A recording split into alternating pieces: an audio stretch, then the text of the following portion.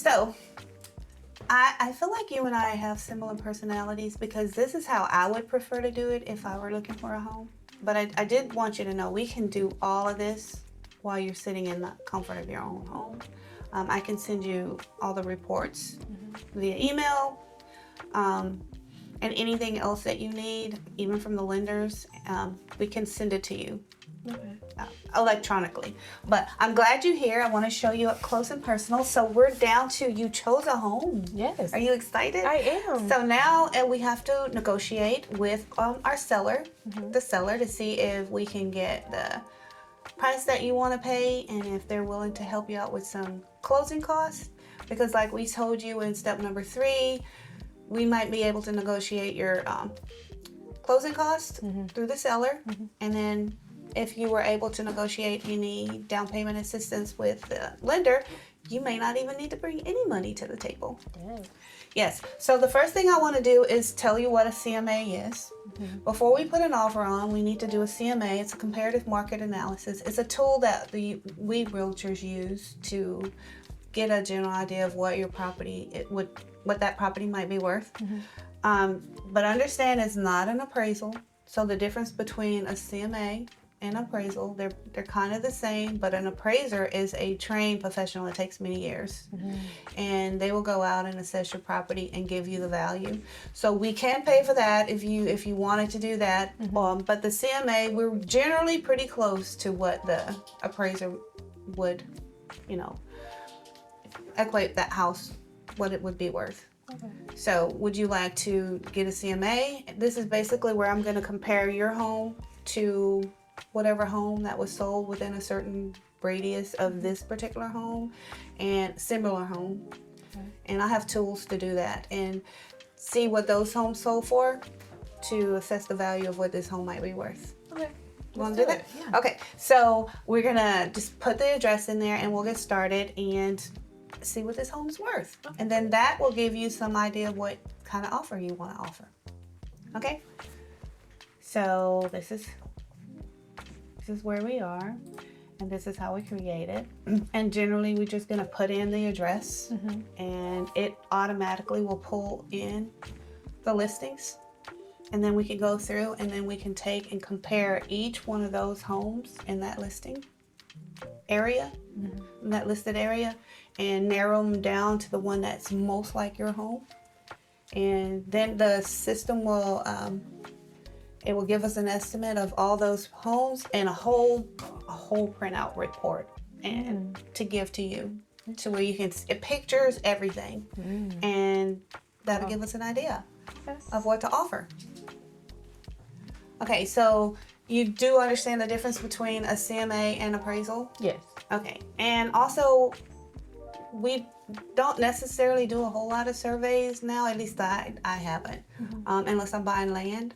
But that's also an option that you could pay for a surveyor to come out once we go into contract to pinpoint what your corners are.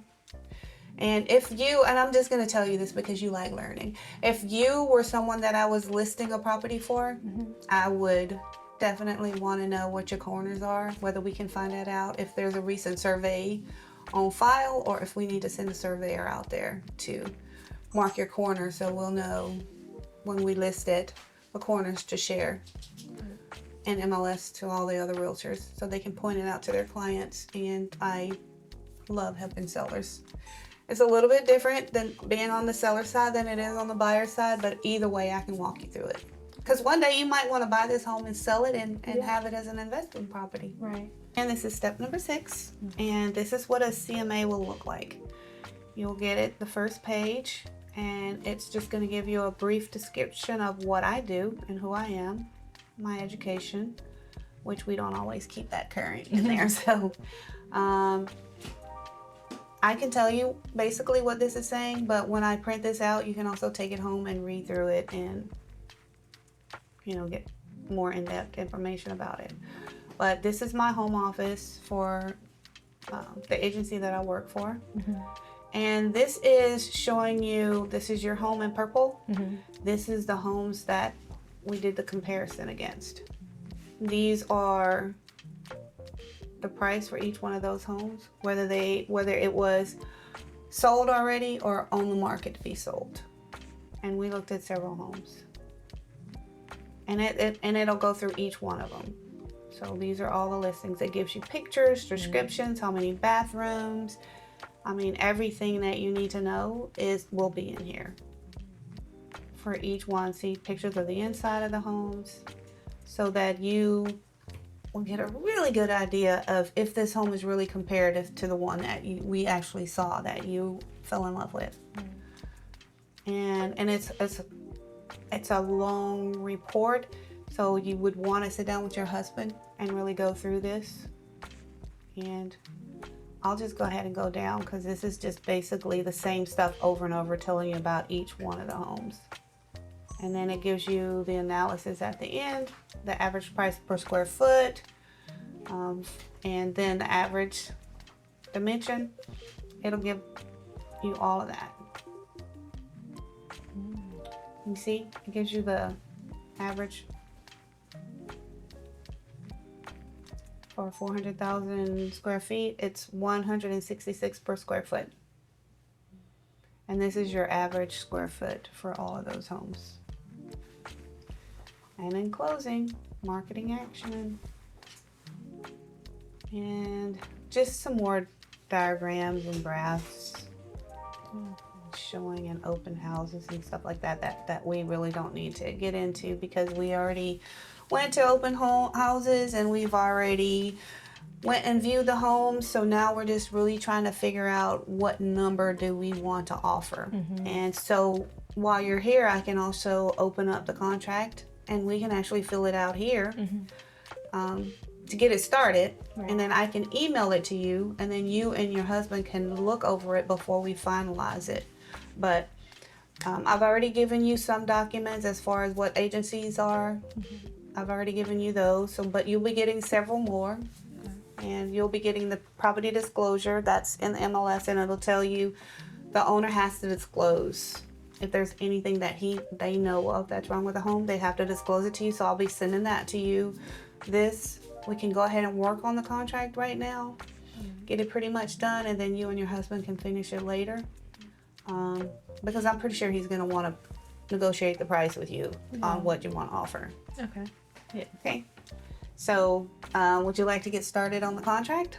Yeah, let's get started. Okay. I know you've seen this home already, and you and your husband's already discussed it. Do you have an idea of what you guys want to offer for this home? I would say around 350,000. Okay. So the home is listed for right at that, so that's reasonable. One thing I do want to advise, if you're going to ask for closing costs and you want the full amount, there's several ways you can go about doing that.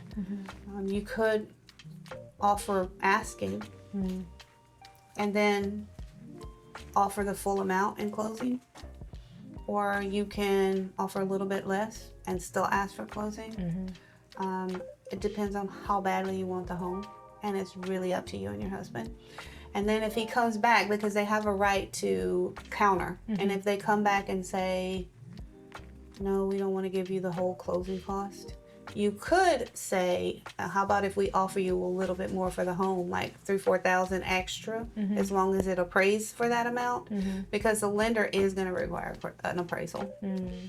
So really, when I was telling you about the appraisal earlier, that's just if you want to get a preliminary idea of what you want to offer. But the lender can't use that appraisal. They're going to order appraisal, and if the house appraises for $3,000-4,000 more, then you could do that, and then you can recounter and send back and say, oh, hey, how about if we offer you $3,000 more and then we get the full asking? It's all about negotiation to get what you want. Okay, so let's get started. We're going to do a new purchase offer, and I already have, and we're going to call this Jazz. And we're going to save this. We're going to call it 111 Wilder.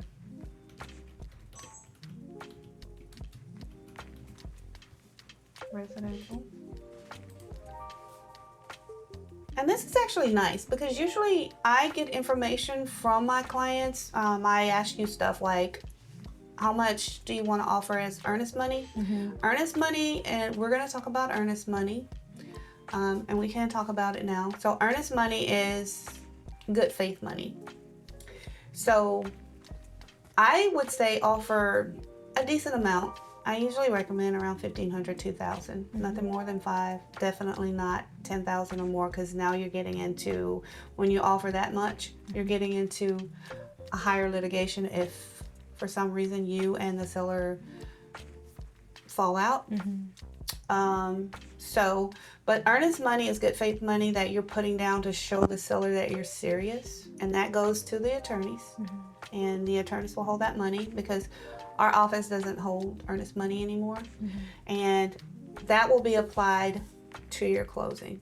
So if the seller pays all of your closing costs and you got your assistance for down payment, you could use some of the money to buy down your interest rates. So, but that's what earnest money's for. So it's being held there, and it's your money. So at the end of the day, you're either going to use it towards your closing costs or buy down rates or whatever it is that you and your lender work out to how to use the money, or you could get a credit back at the end at closing and take some money home with you. So that's earnest money. Then we also have termination fee. Don't pay a termination fee up front. The only reason why you would pay a termination fee is during the due diligence, which is in the next step. And I'm going to talk to you about the due diligence.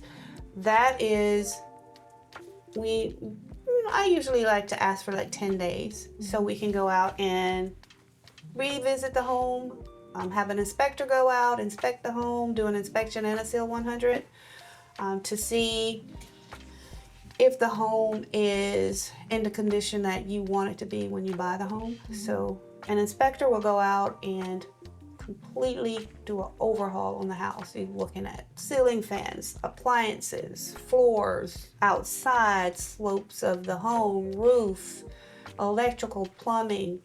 If the steps have railing, he's going to look at everything, and he's going to give you this massive report. And then we get to go through and pick which things we want to ask the seller for if it's a pre-owned home. If it's a used home or pre-owned home, then that's when we'll go and pick out. But if it's a new home, we would just do walkthroughs, and we'll talk about those in step number 10. But we'll talk about that once you get under contract. Okay, so let's talk about what you want to offer as a termination fee, because if you do decide to terminate the contract during due diligence, you can. That's there to protect you and gives you the ability to back out of the contract with no legal things over your head, and you just would have to pay the termination fee by a certain time. Okay. And I usually recommend around $300. So you only have to pay that if for some reason we decide to back out during our due diligence. Then we have to talk about a time, because we have a time to start and a time to end. You have to have those in the contract. So we have to decide that before we even start writing the contract. So we need to decide what your earnest money is, what you want to do as a termination, what your offer is going to be, and your time frame that you're going to give them to respond to this offer, and when do you want to close. So that's another thing. We can say around 4 weeks. I think that will be doable, especially based on your pre-approval and the information that we got back from the lender. As long as that's okay with the seller, I think 4 weeks would be a nice, and that's kind of where I close out a lot of my homes is in 4 weeks. So we'll put that time frame in there. So let's bring up one of the contracts and let's apply templates.